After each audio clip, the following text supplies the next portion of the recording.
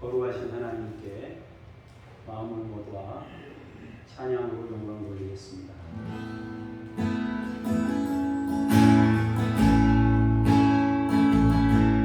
날이 저물어갈 때 In the rest of our day 그때가 하나님의 때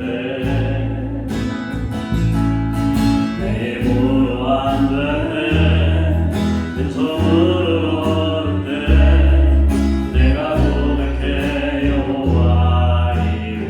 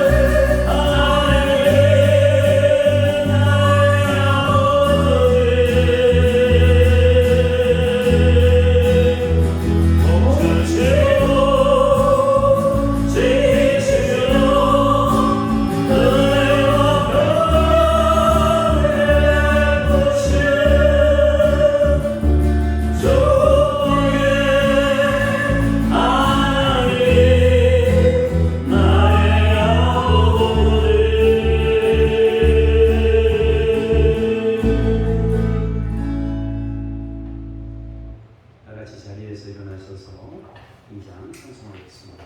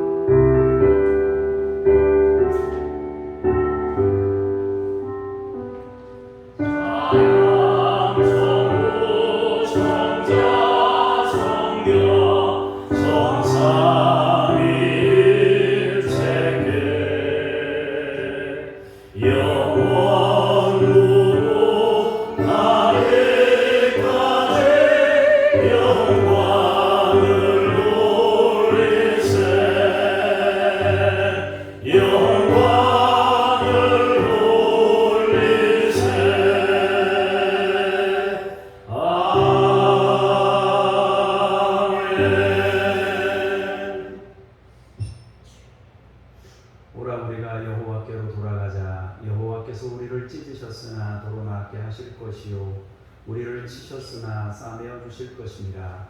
여호와께서 이틀 후에 우리를 살리시며 셋째 날에 우리를 일으키시리니 우리가 그의 앞에서 살리라.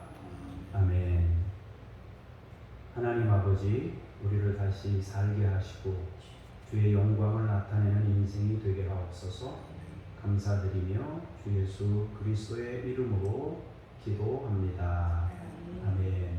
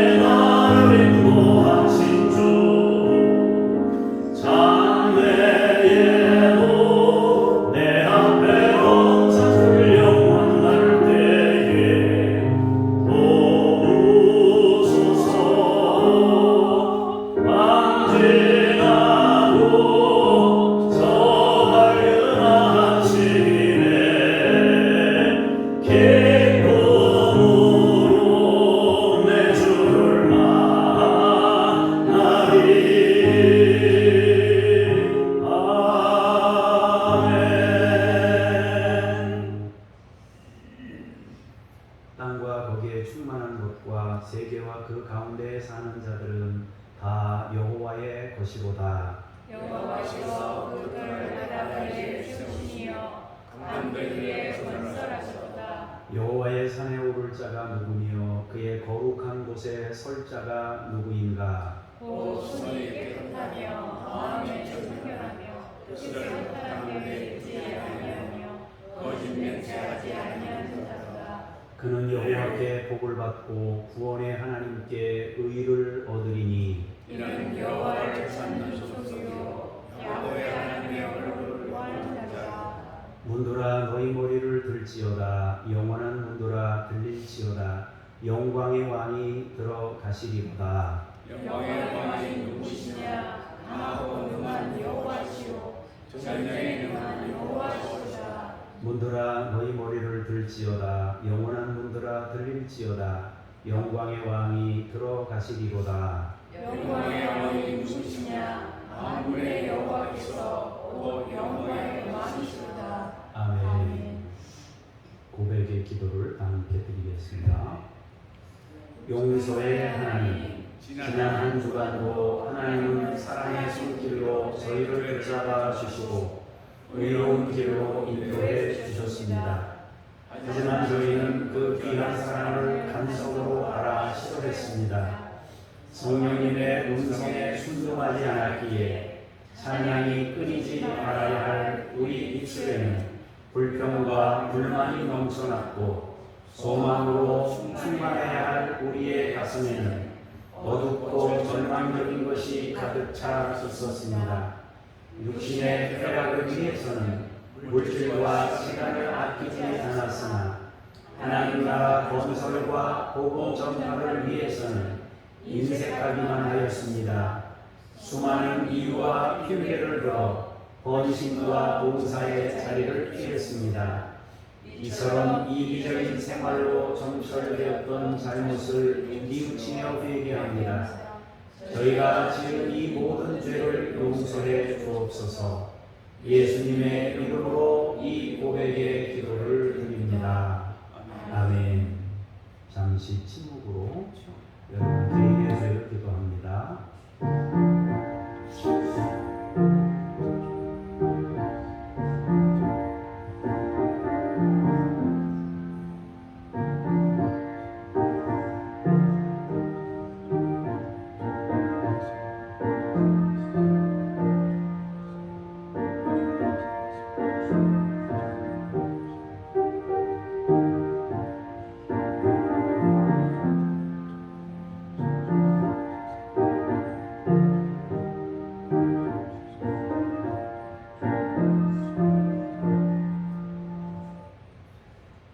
이에 여자에게 이르시되 내 죄사함을 받았느니라. 아멘. 신앙 고백드립니다. 나는 전능하신 아버지 하나님 천지의 창조주를 믿습니다. 나는 그의 유일하신 아들 우리 주 예수 그리스도를 믿습니다.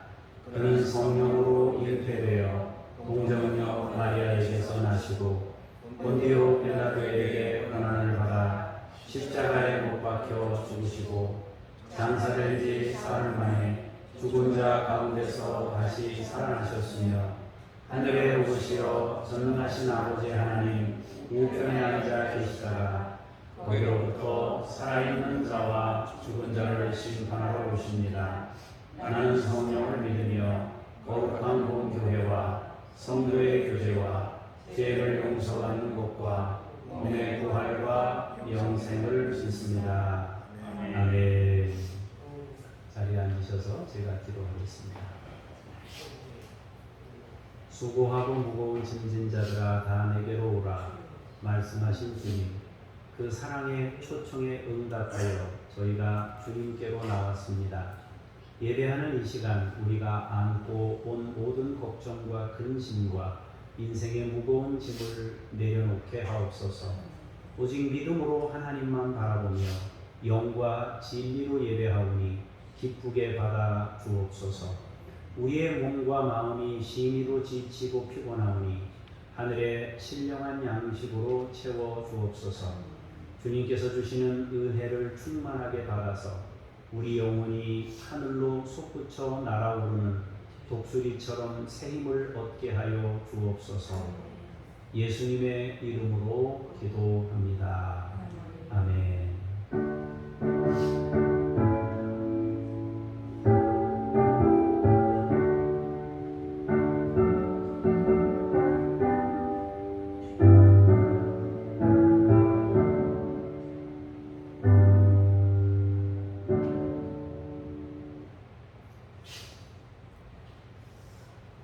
말씀 앞으로 나아가면서 우리 방송 구절 한번 같이 읽어보도록 하겠습니다.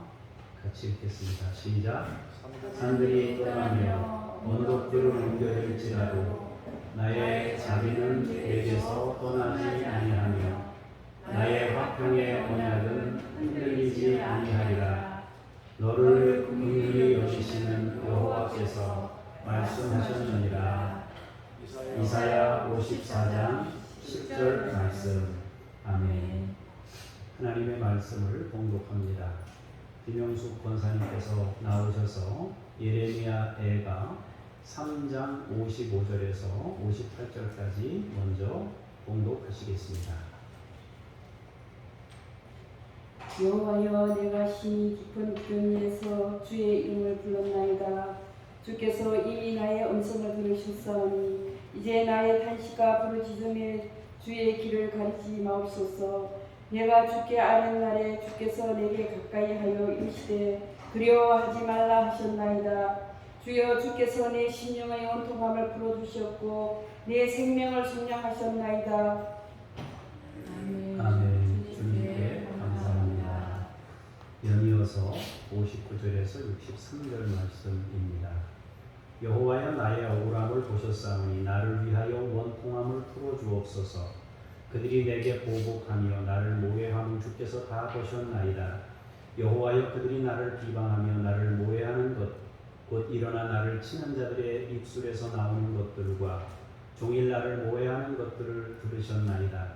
그들이 앉으나 서나 나를 조롱하여 노래하는 것을 주목하여 보옵소서. 아멘. 주님께 감사합니다. 64절에서 66절까지의 말씀을 다 같이 한 목소리로 봉독하시겠습니다. 여호와여, 주께서 그들의 손이 행하는 대로 그들에게 보응하사 그들에게 거만한 마음을 주시고 그들에게 저주를 내리소서. 주께서 진노로 그들을 뒤쫓으사 여호와의 하늘 아래에서 멸하소서. 아멘. 주님을 찬미합니다. 아멘. 오늘도 주 안에서 여러분들을 만나게 돼서 반갑습니다. 하나님의 은혜와 복이 여러분에게 함께 하시기를 축복합니다. 오늘은 말씀에 의지하여라는 제목으로 말씀을 나누겠습니다. 예레미야 애가는 예레미야 선지자가 민족의 멸망을 보면서 눈물로 쓴 슬픈 노래입니다. 선지자들은 왕국의 출현과 함께 등장한 하나님의 음성과 뜻을 전하는 메신저였습니다. 하나님에게 있어야 할 마땅한 권한을 사람이 행사하게 되었을 때 그 부작용을 없애고 최소화시키기 위해서 은혜로 주신 그룹이 바로 선지자 그룹입니다. 처음에 사람들이 왕이 되었을 때 왕권은 오직 하나님의 것이다 이렇게 생각하면서 그 권한을 행사했습니다. 그러나 점차 그 권한의 행사가 익숙해지면서 이 왕권이 하나님의 것이 아니라 자기 것인 양 착각하기에 이르게 됩니다. 하나님은 그걸 아셨기에 그 부작용을 미리 없애려고 선지자 그룹을 보내셔서 왕에게 하나님의 음성을 또 백성들에게 하나님의 음성을 전달하도록 한 것입니다. 우리가 아는 대로 대표적인 예가 있는데요. 나단 선지자와 같은 선지자를 하나님이 다윗에게 보냈지 않습니까? 나단 선지자는 다윗 앞에서 가감없이 하나님의 말씀을 전했고 다윗은 그 음성을 듣고 엎드렸고 회개했습니다. 이처럼 왕권과 선지자는 수레의 두 바퀴와 같았습니다. 서로 균형을 이루어서 하나님 앞에서 나라를 다스리는 신정 국가를 이루도록 하였습니다. 그러나 점차 권한이 왕에게 집중되면서 또 왕이 권한 행사에 익숙해지면서 선지자들의 위치가 점점 작아지게 되었다는 것입니다. 그들의 소리가 무시되기 일쑤고 또 왕의 권한으로 음성을 들려줄 때 가두거나 핍박하고 압제하고 심지어 죽이는 일까지도 일어나게 됩니다. 일이 이쯤 되면 이제 이스라엘은 타락이 되었다는 것을 의미합니다. 그렇게 시간이 흐르고 흘러 이스라엘이 망하고 유다까지 망하게 된 겁니다. 하나님은 없고 세상 통치만 남은 국가가 약육 강식 속에서 역사 속에서 더 강한 국가에 멸망당하게 되는 그런 역사의 반복이 이루어지게 됐다는 거죠. 하나님께서는 이스라엘 백성들을 사랑하셨습니다. 그래서 왕정 국가 시대에 끊임없이 선지자들을 보내셨습니다. 특히 가장 위기의 시대였던 아합 시대, 이세벨 시대에는 엘리야와 엘리사와 같은 위대한 선지자들을 보내셔서 신앙을 지켜내도록 하셨습니다. 이들이 바로 비문서 선지자다. 성경에 문서로 남겨있지 않은 선지자들, 비문서 선지자들이라고 보거든요. 엘리야서나 엘리사서는 없어요. 성경에, 우리가 읽는 성경에. 이들은 문서 활동이 아니라 예언 활동을 했던 거예요. 그러나 점차 이후에 비문서 선지자는 사라지고 문서 선지자들이 등장하게 됩니다. 다시 말해서 예언도 하고 성경 기록도 남기는 그 두 가지를 다 하는 것인데요.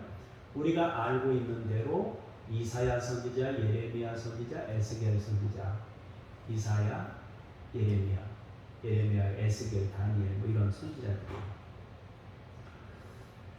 그들은 문서 선지자가 등장했다. 이들은 이스라엘과 유다의 쇠퇴나 멸망과 관련이 있습니다. 더 기울어 갔을 때, 더 회복이 어려운 시기에 문서 선지자가 등장했다는 것입니다.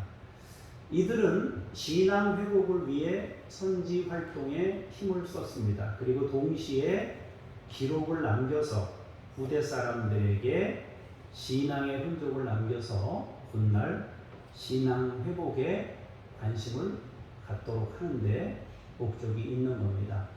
현재의 사람들이 타락하지 않도록 메시지도 전하지만 기록을 남겨서 후대 사람들이 그 기록을 통해서 자신들의 신앙을 돌아볼 수 있는 기회를 제공해 주려고 문서 선지자가 문서를 남기게 돼 있다는 거죠. 이미 기울고 있는 나라가 무너질 수 있다는 위기감이 그들에게도 있었습니다. 또 무너지고 난 후에 다시 회복되도록 힘써야 한다는 사명도 그들에게 있었던 겁니다.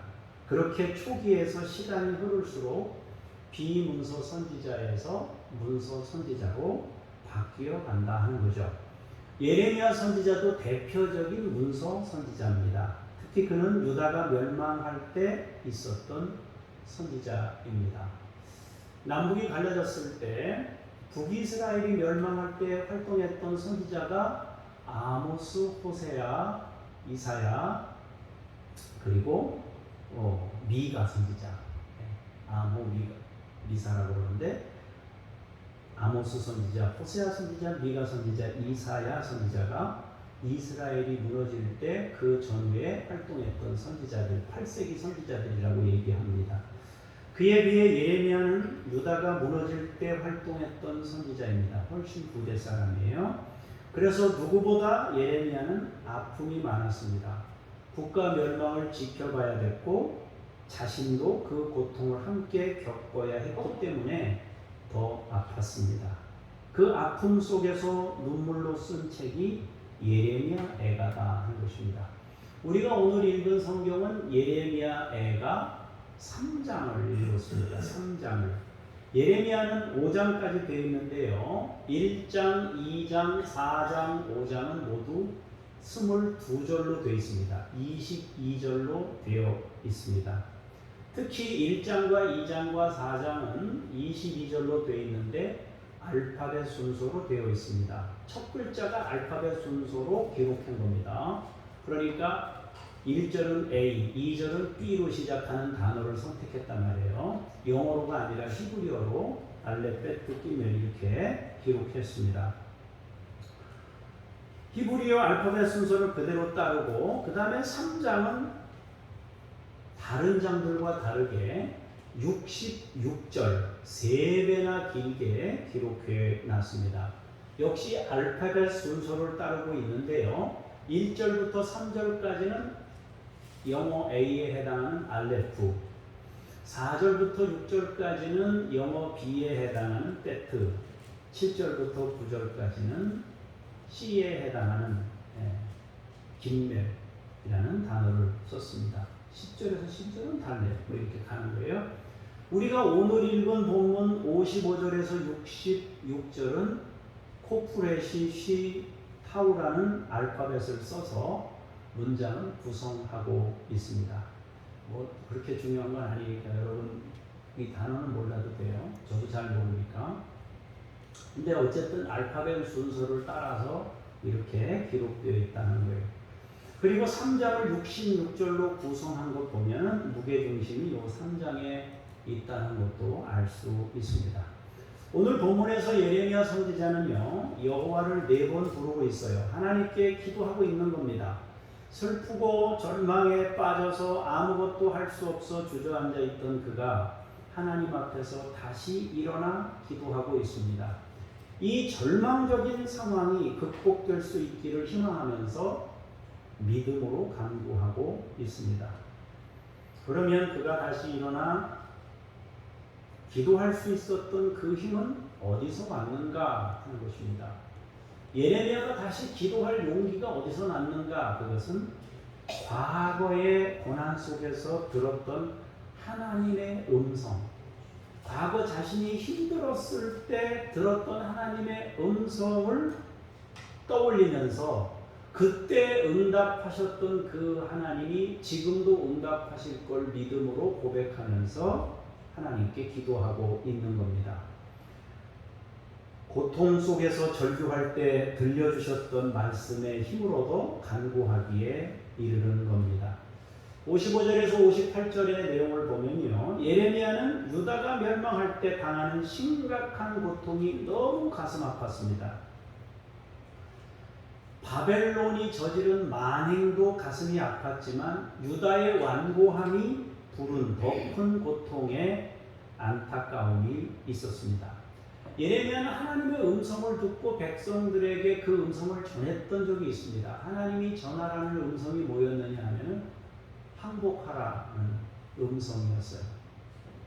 그러니까 항복하라는 음성을 들려줘야 되니까 예레미야는 가는 곳마다 대접을 못 받습니다.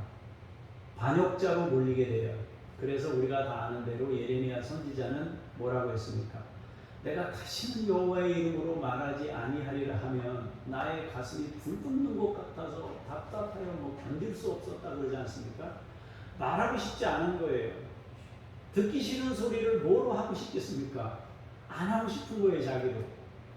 그러나 안 할 수가 없어서 했단 말이에요. 그것으로 인해서 돌아온 게 뭐예요? 고난이었습니다. 유대의 범죄가 너무 컸기 때문에 다시 회복시키고 유지할 수 없게 되었다고 선언했어요. 그러니 하나님의 결정에 순종해서 바벨론에 항복하고 엎드려서 하나님의 처분을 기다리는 것이 좋겠다, 이 권면을 한 겁니다. 그러나 그가 전한 하나님의 음성은 사람들에게 배신자로 낙인 찍히는 계기가 되었습니다. 사람들은 예레미야가 바벨론 편이다 하면서 역적으로 몰아세웠습니다. 그러면서 친애국 정책을 보수했습니다. 애국이 자기들을 도와줄 것이라고 믿고 바벨론의 저항을 선택한 것입니다. 그도 그럴 것이 애국이라는 나라는 역사가 깊은 오래된 국가예요. 문명의 발상지이기도 하고 이미 모세 시대부터 왕국을 형성했던 국가예요. 그런데 바벨론은 신흥 바벨론은 새로 일어난 나라란 말이에요. 이제 막 일어난 나라하고 수백 년 역사를 가지고 있는 나라하고 어디를 더 신뢰하겠어요? 그러니까 바벨론이 아무리 강대한 나라기로서니 뭐 새로 일어났다고 해도 애국을 이길 수 있겠나? 본인도 그렇게 생각한 거예요. 그래서 사람들은 예레미야의 말을 듣는 대신 그를 압제하고 핍박합니다. 심지어 그를 역청구덩이에 던져넣습니다. 진흙구덩이에 집어넣은 거예요. 예레미야는 그 죽음의 고통에서 하나님께 부르짖습니다. 살려주세요. 부르짖는 거예요. 주여 주여 외치고 있는 거예요. 며칠을 거기 갇혀 있었기 때문에 잠도 못 자는 거예요. 다리 힘이 빠지면은 진흙 속으로 들어가는 거예요. 그러다 정신 차리면 다시 일어나고, 그렇게 3일을 잠도 못 자고 먹지도 못하고 빠져서 그렇게 힘들어했던 거죠. 그때 주여 막 간절히 부른 거예요. 그런데 세미하게 하나님의 음성이 들렸습니다. 두려워하지 말라라는 음성이었어요. 그 음성이 그 비몽사몽간에 그 음성을 들은 거예요. 기력이 다 떨어질랑 말랑 하는 그 순간에 들은 거예요. 그리고 그 역청구동에서 벗어났습니다. 사람을 보냈잖아요, 왕이. 꺼내놓으라고. 하나님께서 왕을 움직여서 그를 건져낸 겁니다. 그날에 들었던 그 두려워하지 말라는 음성, 자기는 이제 끝이다 라고 생각했을 때 하나님이 말씀하셨던 그 음성, 그 음성을 듣고 다시 살아났던 것처럼 예레미야의 예루살렘의 멸망이 가망성이 없는 그 상황에서 옛날에 들었던 그 음성 기억하며 다시 하나님께서 그 음성을 자기에게 들려준다는 느낌을 가지고 하나님께 매달리기 시작한 겁니다. 그 말씀 의지하여, 체험했던 그 말씀 의지하여 그 날을 기억하면서 절망적인 국가 상황에서 기도할 용기를 얻게 된 겁니다. 예레미야가 항복하라고 전할 때 대표적으로 시드기야는 예레미야 편이었어요. 그러나 항복할 때 받게 될 불명예, 왕이 항복을 한다고 하면 그 불명예를 어떻게 다 감당하겠어요? 백성들이 또 왕이 막 이런다. 사실 우크라이나에서 그랬던 거 아니에요? 우크라이나가 미국에서 여러분 망명할 수 있도록 비행기를 준비해 줬잖아요. 피하라고. 그러니까 이제 며칠 안에 함락될 거다. 우크라이나 대통령은 이제 도망갔을 것이다. 그런데 며칠 만에 도망간 게 아니라 나 여기 있다고 방송에, 유튜브 방송에다 막 한 거 아니에요? 나 여기 있다고? 그러면서 지금까지 싸우고 있는 거 아니에요? 전 세계를 돌아다니면서 무기를 달라 하면서 우리 국가를 지켜달라고. 그 사람이, 그 대통령이 기도한 내용이 있어요. 어제 제가 읽어봤는데 여기다 적어오지 못해가지고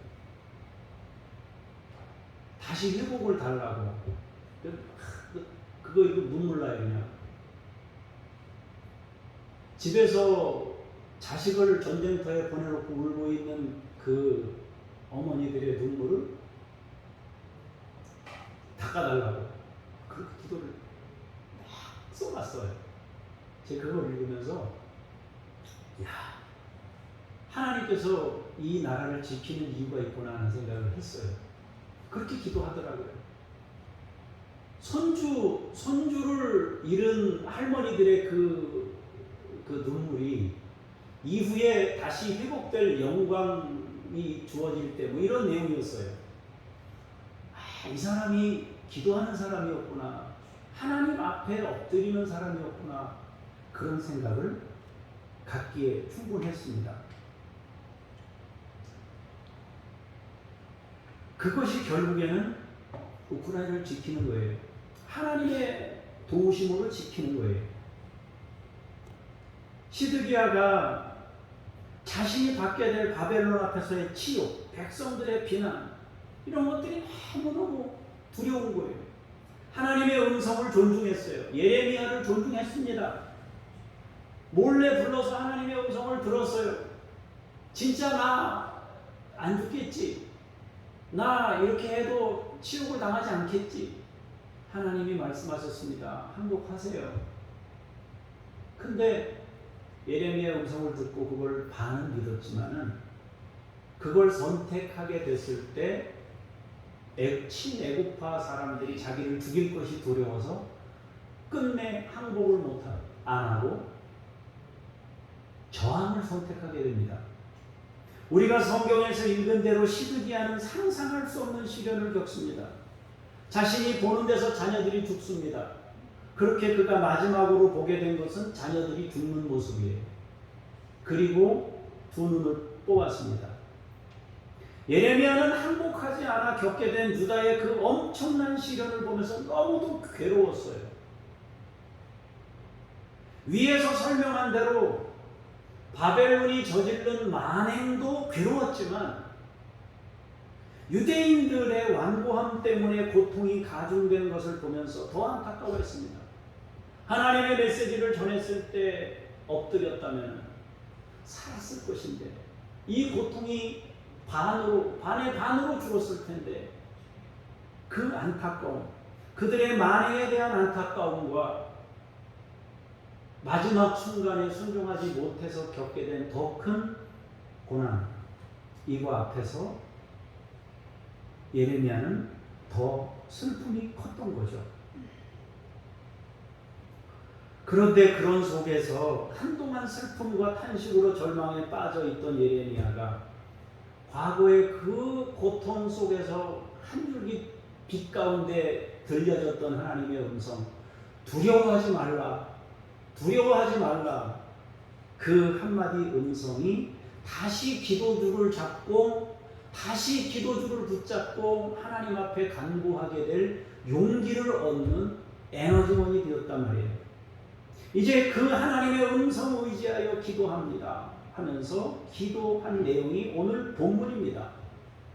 59절에서 60절을 보면은 이렇게 얘기합니다. 예레미야 선지자는 말씀을 의지하여 기도합니다. 하나님이 보셨습니다. 하나님이 보셨습니다.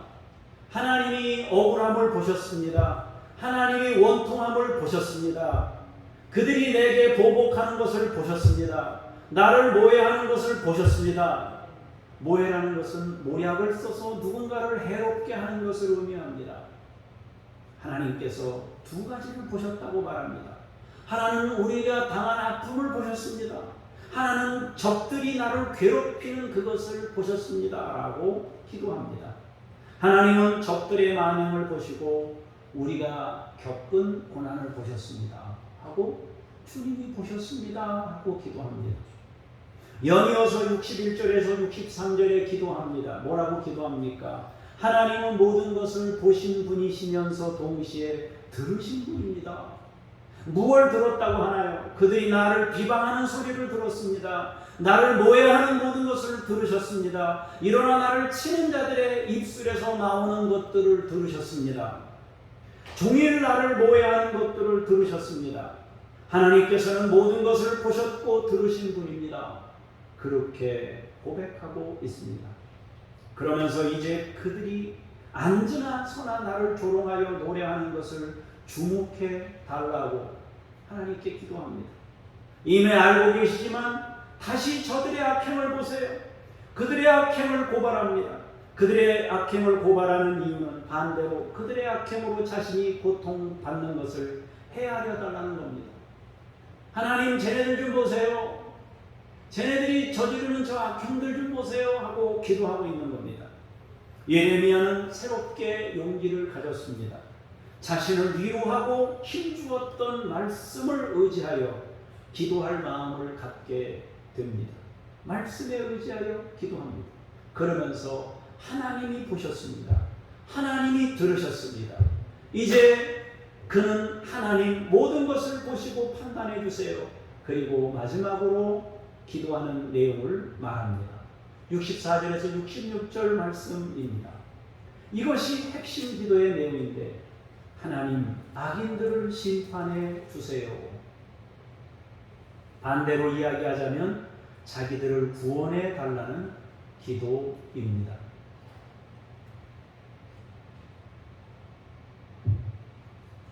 이 기도를 드릴 때 어떻게 기도하는 게 맞나?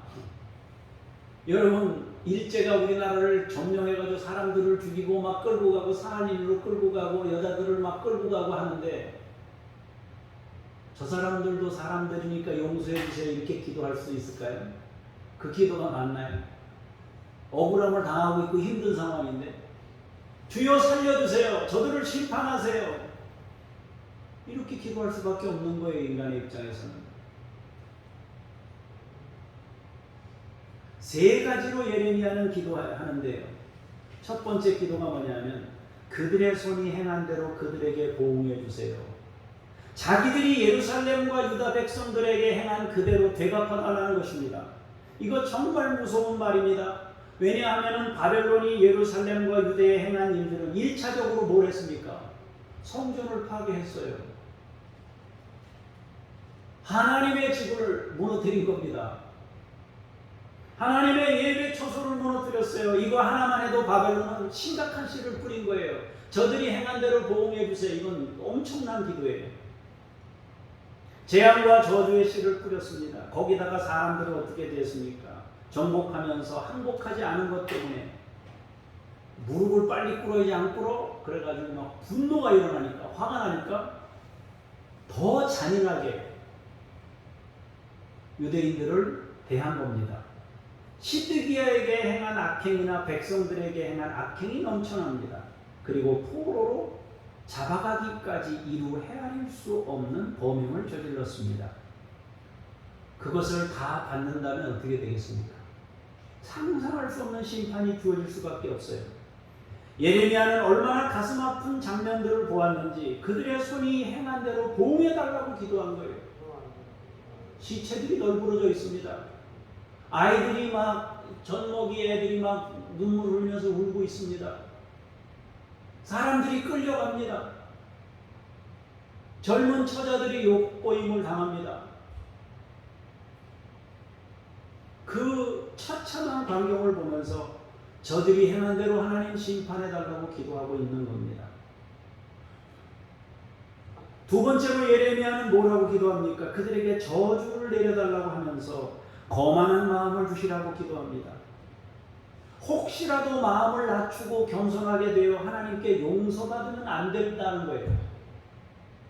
이 사람들이 저지르는 악행이 너무 크기 때문에 혹시라도 하나님 앞에 깨닫고 겸손해져가지고 하나님 잘못했어요, 우리가 모르고 했어요 하고 엎드리면 긍휼이 많으신 하나님이 용서해 주실 것이다 생각했기 때문에 그들이 거만한 마음 고치지 말아주세요. 그냥 거만한 채로 죽게 두세요 하고 저주를 퍼부었습니다. 하나님께 용서받으면 안 된다는 거예요. 너무 끔찍한 일들을 하도 많이 저질렀기 때문에 용서해 주고 싶은 마음이 전혀 없어요.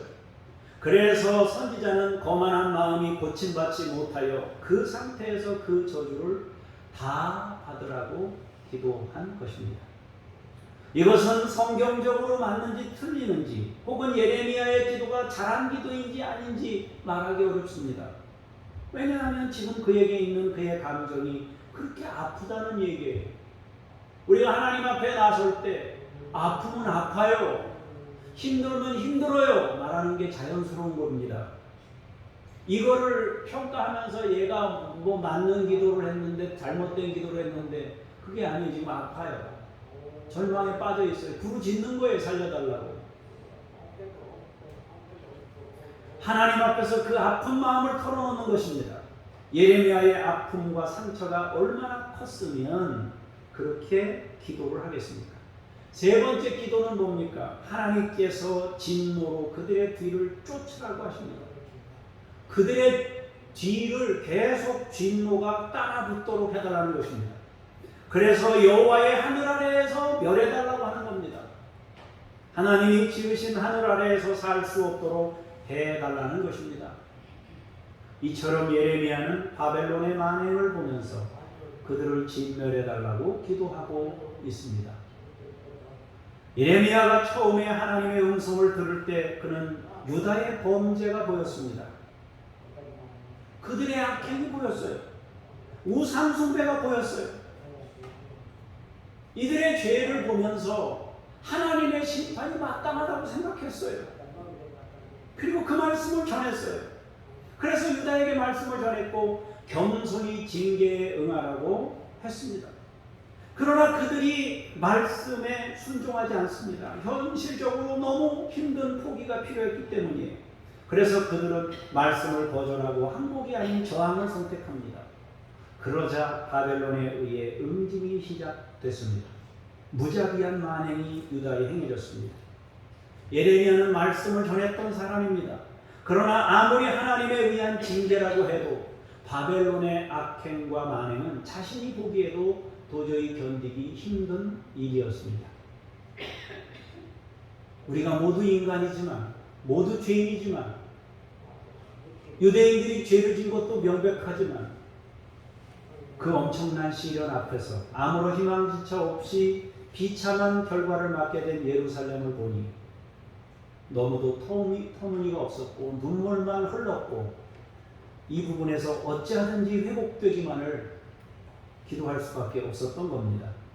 그러다가 고난 속에서 들려주셨던 그 음성, 나지막히 들렸던 그 음성, 두려워하지 말라, 그 음성 듣고 다시 일어나 바벨론을 심판해 달라고 기도하고 있는 겁니다.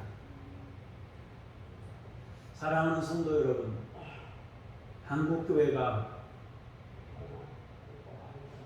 고난 속에 있습니다.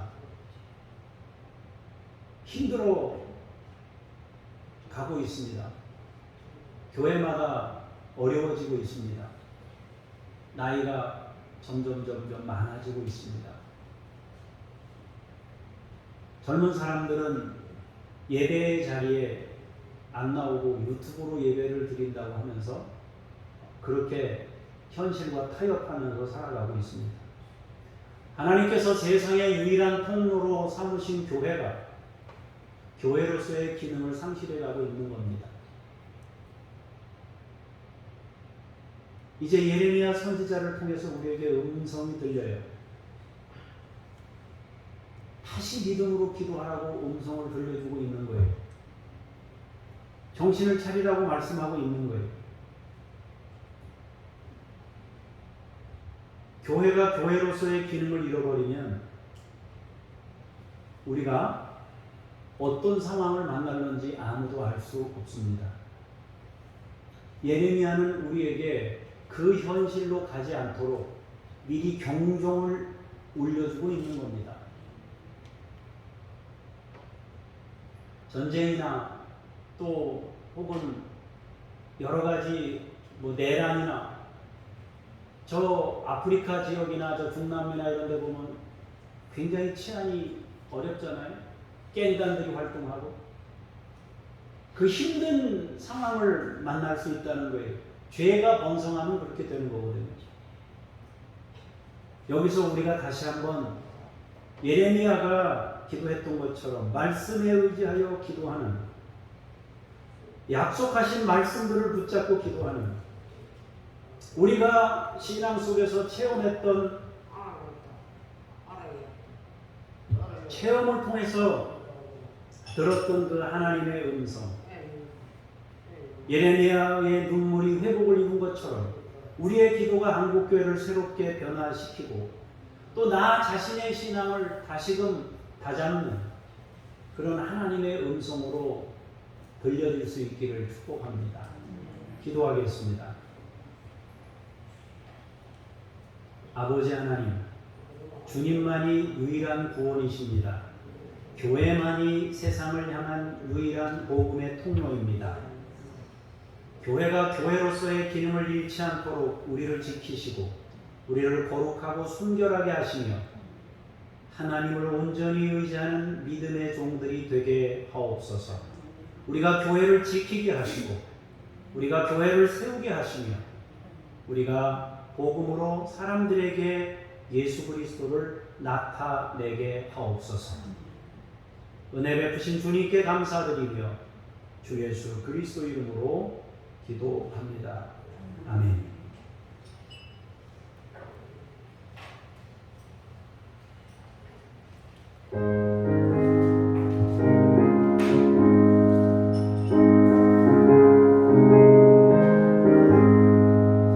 나의 생명 되신 주 주님 앞에 나갑니다.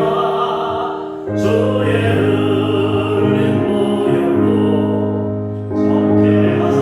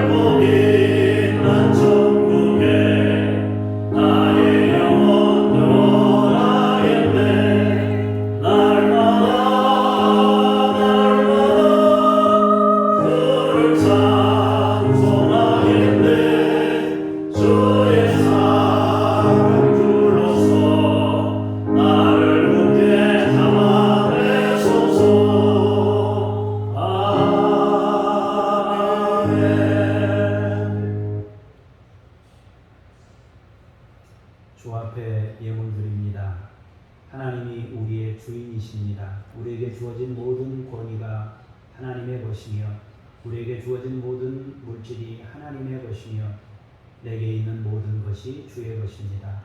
신앙을 고백하며 그 중에 일부를 하나님 것임을 인정하며 구별하여 드리오니 받으시고 사랑하는 성도들의 헌신을 기억하시며 주의 은총을 평생 부으시고 내려 주시옵소서. 감사드리며 예수님 이름으로 기도합니다. 아멘. 하늘에 계신 우리 아버지의 이름을 거룩하게 하시며 아버지의 나라가 오게 하시며 아버지의 뜻이 하늘에서와 같이 땅에서도 이루어지게 하소서. 오늘 우리에게 일용할 양식을 주시고 우리가 우리에게 잘못한 사람을 용서하여 준 것 같이 우리 죄를 용서하여 주시고 우리를 시험에 빠지지 않게 하시고 악에서 구하소서. 나라와 권능과 영광이 영원히 아버지의 것입니다. 아멘. 자리에 앉으셔서 교회 소식을 보겠습니다. 중보기도 내용을 보겠습니다. 갈등과 혐오가 사라지고 서로 이해하고 공감하는 사회가 되도록 위해서 기도할 수 있기를 바랍니다. 포르투갈이라는 나라에서 복음으로 치유되도록 87%가 가톨릭 신자인데 물질주의, 개인주의, 이단, 이교 철학이 성행하고 청소년 50%가 마약을 경험하고 중독도 다수가 있다고 합니다. 여러분 위해서 기도할 수 있기를 바랍니다. 오늘 오후에 삼척중앙교회 여전대 헌신예배 설교로 섬깁니다. 내일 월요일 날은 총회연금 가입자 지역 설명회 원주에서 있는데 참석하게 됩니다. 노회 21일 날 중부 지역 체육위원회 행사가 잘 마쳤기 때문에 결산 모임으로 모이게 됩니다. 위에서 여러분들 기도해 주시기를 바랍니다. 제가 같이 기도하겠습니다. 하나님, 중보 기도를 온 교우의 마음을 담아 기도합니다. 갈등과 혐오가 사라지고 서로 이해하고 공감하는 사회가 될 수 있도록 성별, 연령별, 지역별, 정치 성향, 장애인, 종교인, 이주민, 노동자, 가난한 사람 등 서로 다르지만 함께 공감하고 이해하고 가는 아름다운 사회가 되도록 이 땅에 복을 내려 주옵소서. 포르투갈이 치유되기를 원합니다. 87%가 가톨릭 신자이지만 물질주의, 개인주의, 이단, 이교 철학이 성행하고 있습니다. 청소년 50%가 마약을 경험했고 중독도 다수 있습니다. 하나님이여 포르투갈 땅을 긍휼히 여기시고 치유하여 주시옵소서. 하나님 아버지, 이 종이 감당해야 될 여러 가지 일들을 잘 정리하고 또 주의 영광을 나타내는 일이 되도록 주께서 인도하시고 함께해 주옵소서. 하나님, 전 세계의 전쟁과 재난과 또 난민 그리고 내부적인 진통, 내란 이런 것들이 다 사라지도록 하나님께서 역사하시고 지구촌 전체를 치유하시옵소서. 하나님, 장준혁 북한 어린이들 야바 이마누엘을 양육하시고 저들이 하나님의 사랑을 느끼고 체험하도록 인도해 주옵소서. 우리가 드린 헌금이 여러 사람의 헌신을 모은 겁니다. 하나님, 그것이 계좌를 타고 이동해 가지만 그 안에 있는 사랑을 그들이 받을 때 하나님의 은혜를 느끼도록 그들의 마음을 움직여 주옵소서. 하나님 아버지, 김요엘 선교사님, 이웃 아저씨 아줌마 선교사님, 북한 땅이 열리고 통로가 열리고 아버지 하나님 모든 지역에 다 전달될 수 있도록 하나님께서 그 길 가운데 함께 하시고 역사해 주옵소서. 서명숙 선교사님을 치유하시고 아버지 하나님 난소함으로부터 자유케 되도록 주여 그 모든 것에서 벗어날 수 있게 해 주옵소서. 교회가 힘들어지지 않도록 하나님 그 교회를 지키시고 역사하소서. 김수현, 김명숙 선교사님에게 함께 하사 하나님 거기서 큰 아이들이 그 나라를 바로 세우는 건강한 아이들로, 건강한 인물로 세워지도록 주께서 그들을 능력으로 키우시옵소서. 현 애슐리 선교사님에게 함께 하시고 아름다운 사역이 이루어지게 하옵소서. 우리 성도님들의 헌신과 기도와 하나님 애씀이 있습니다. 늘 교회를 향한 염려가 있고 마음이 있습니다. 하나님 받으시옵소서. 우리 성도들 모두에게 육신의 건강을 주시고 평강을 주시고 가정에 행복을 주시고 자녀들이 믿음의 계보로 있게 하시고 우리 자녀들에게 견고한 믿음을 주셔서 그들 세대를 담당할 수 있도록 주여 그들 세대의 교회를 책임질 수 있도록 하나님께서 믿음으로 세우시고 주의 영광 나타내 주옵소서. 신학교들을 축복하고 기도합니다. 하나님 경건을 회복하기를 원합니다. 아버지 교수님들이 믿음으로 세워지기를 원합니다. 한 분 한 분 찾아가서 만나주시고 인생에서 체험을 주셔서 그들이 하나님으로 일어설 수 있도록 아버지 하나님 이론만 가르치는 것이 아니라 영성을 가르칠 수 있도록 아버지께서 그들 가운데 함께 하시고 인도해 주옵소서. 세상을 경계하고 비관하고 비판만 하는 것이 아니라 믿음으로 일어설 수 있도록 용기를 주고 자긍심을 갖도록 하고 아버지 하나님을 전적으로 의지하며 일어설 수 있도록 가르치는 신학교가 될 수 있게 해 주옵소서. 일주일 동안도 우리를 믿음으로 승리케 하실 주님을 찬송하며 예수님의 이름으로 기도합니다. 아멘. 삶의 자리로 나아가면서 화송 찬송 부르겠습니다.